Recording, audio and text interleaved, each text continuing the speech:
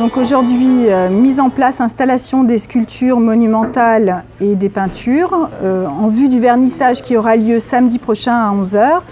Aujourd'hui, nous installons spécifiquement les sculptures monumentales, les peintures dans le lieu de restauration qui sera inauguré le jour même du vernissage.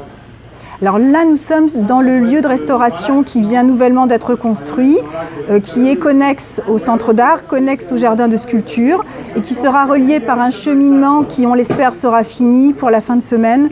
On fête les 30 ans, c'est-à-dire que Hubert Garnier, en juillet 87, avait mis en place un jardin de sculpture qui n'était pas présent sur un terrain communal au départ.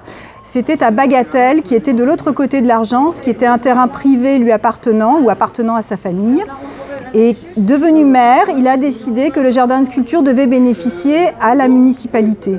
De ce point de vue-là, ils ont trouvé ce terrain communal qui se prêtait parfaitement avec le recul à la mise en place de sculptures monumentales. Et il a fait venir la plupart de ses amis, plus d'une centaine de sculpteurs à l'origine, parce qu'un jardin de sculpture bouge beaucoup et de ce point de vue-là, il y a un renouvellement constant des œuvres.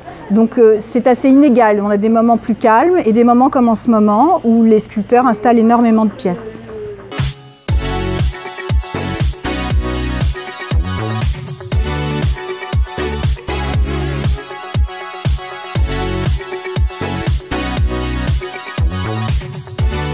En tout, il y a 30 artistes.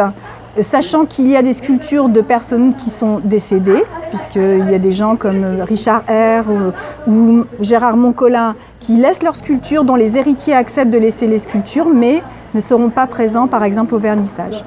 L'expo actuelle est censée durer minimum 1 mois, mais beaucoup de sculpteurs vont laisser leurs œuvres une bonne partie de l'été, donc il est possible de venir jusqu'à la rentrée, venir voir les œuvres qui sont présentées ici.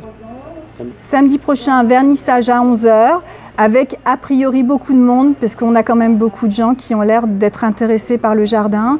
Et puis, on est en période politique intense, alors on imagine beaucoup de gens de ce point de vue-là.